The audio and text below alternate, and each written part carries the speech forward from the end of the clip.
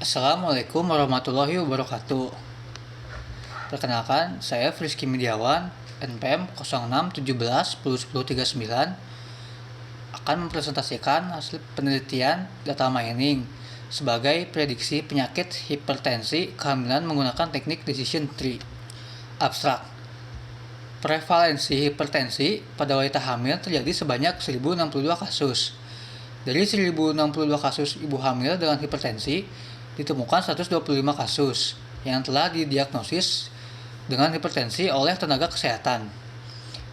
Penelitian ini akan mengembangkan metode yang dapat memprediksi risiko tinggi ibu hamil dengan hipertensi dari data hasil pemeriksaan kehamilan. Dengan memanfaatkan sumber data yang terdiri dari data perawatan antenatal, diterapkan teknik data mining dengan algoritma decision tree C4,5 berdasarkan knowledge discovery in database atau KDD, sehingga akan ditemukan pengetahuan, informasi, dan pola tersembunyi dari data pelayanan antenatal yang merupakan prediksi hipertensi pada kehamilan. Pendahuluan. Teknologi informasi dapat mempermudah manusia dalam mengerjakan pekerjaannya, sehingga teknologi informasi dapat diimplementasikan dalam berbagai bidang, termasuk dunia kedokteran dan kesehatan. Kesehatan merupakan aspek terpenting di dalam setiap kehidupan, khususnya bagi ibu hamil. Hipertensi merupakan salah satu masalah kesehatan yang sering muncul selama kehamilan. Pada penelitian yang dilakukan oleh riset kesehatan dasar tentang prevalensi hipertensi dalam kehamilan di Indonesia, mencatat bahwa ditemukannya sebanyak 8.341 kasus ibu hamil dari semua sampel perempuan yang berusia 15-54 tahun. Didapatkan prevalensi hipertensi pada ibu hamil sebesar 1062 kasus. Dari 1062 kasus ibu hamil dengan hipertensi, ditemukan 125 kasus yang pernah didiagnosis menderita hipertensi oleh petugas kesehatan. Hal ini menunjukkan bahwa penyakit hipertensi merupakan salah satu masalah kesehatan yang sering muncul selama kehamilan dan dapat menimbulkan komplikasi pada 2-3% kehamilan. Teoritis. Yang pertama ada data mining. Data mining adalah proses mencari pola atau informasi menarik dalam data terpilih dengan menggunakan teknik atau metode tertentu. Teknik, metode atau algoritma data mining sangat bervariasi.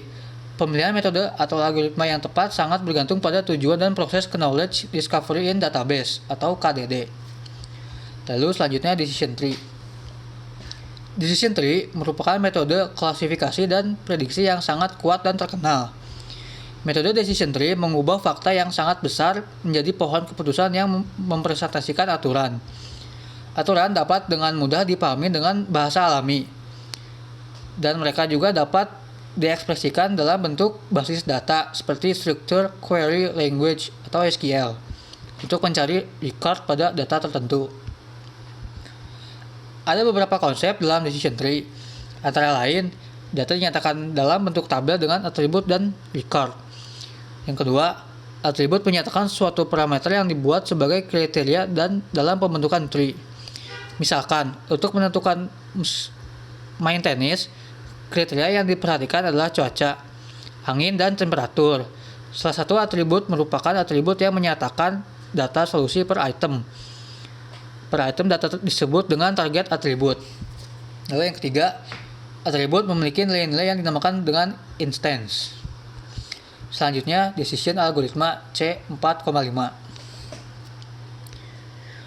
Algoritma C4,5 adalah salah satu algoritma yang digunakan dalam decision tree. C4,5 merupakan salah satu algoritma yang telah secara luas digunakan, khususnya di area machine learning, yang memiliki beberapa perbaikan dari algoritma sebelumnya, yaitu ID3 atau Iterative Dichotomizer Tree, yaitu dalam hal metode pemangkasannya. Hasil dan pembahasan. Dalam teknik decision tree, pola atau informasi yang dihasilkan dari proses data mining adalah berupa rules yang didapat dari decision tree yang telah dibangun. Berikut ini adalah rules yang dihasilkan dari decision tree seperti yang ditunjukkan pada tabel berikut. Pada rules pertama, dapat diartikan jika seorang ibu hamil memiliki riwayat penyakit hipertensi, maka kemungkinan besar ia akan menderita penyakit hipertensi dalam kehamilan.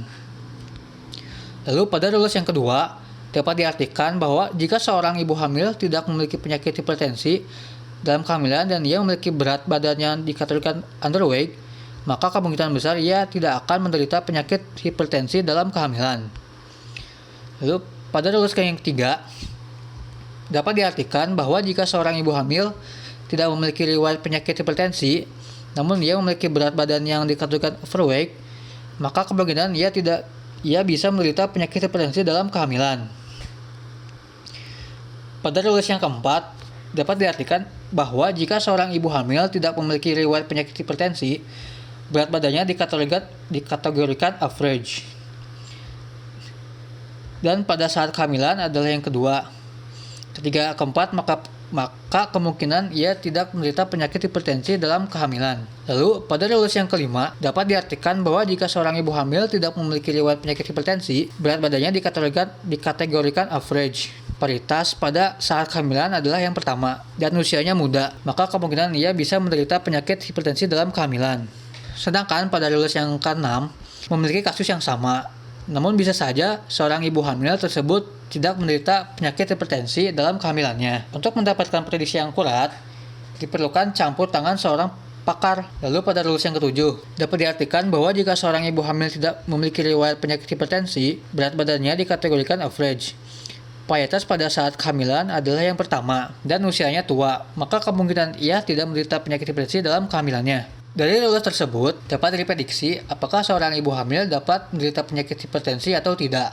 Hasil dari supply test set menunjukkan bahwa 92,6573% atau 265 instance correctly classified atau prediksi benar, dan 7,3427% atau 21 instance incorrectly classified atau prediksi benar di training yang digunakan berjumlah 228,6 instance. Hal ini menunjukkan bahwa terdapat 265 instance yang akurat dan 21 instance yang error atau prediksinya salah. Sekian dari saya. Terima kasih. Assalamualaikum warahmatullahi wabarakatuh.